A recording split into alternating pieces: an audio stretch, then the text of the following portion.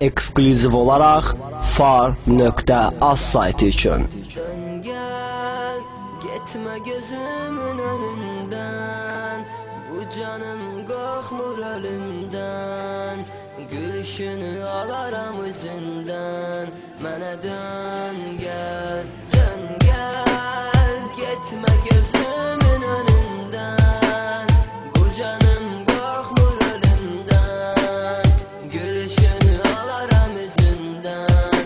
Mənə dön gel, gitme gözümün önünden, bu canım korkmur ölümden, gülüşünü alaram üzünden.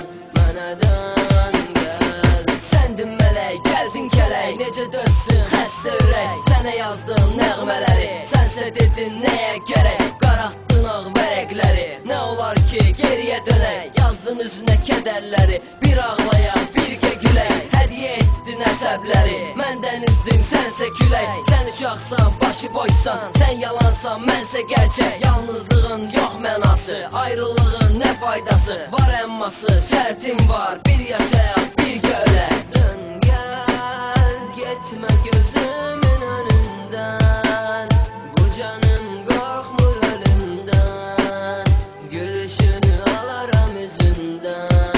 Mənə dön gel, gitme gözümün önünden, bu canım korkmur ölümden, gülüşünü alaram üzünden.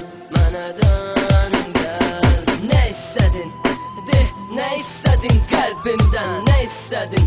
De, senle bağlı ümidimden. Ellerimi buz bağlayıp tut isteyip ellerimden. Sev derinden, sevdiğimden, üstün olsun kalsın ezberinde. Ürəyivə salam gönder denen, çıxacam əziyyətindən. Ata bilməz məni, heç vaxt silə bilməz geçmişinden. Əsdin külək, bəsdi yetər, bezdim ayrılıqla bağlı filmlərdən. Dön gel yeter, yuxulara yox, realıma gel.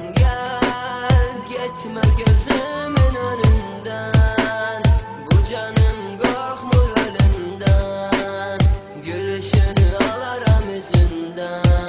Mənə dön gel,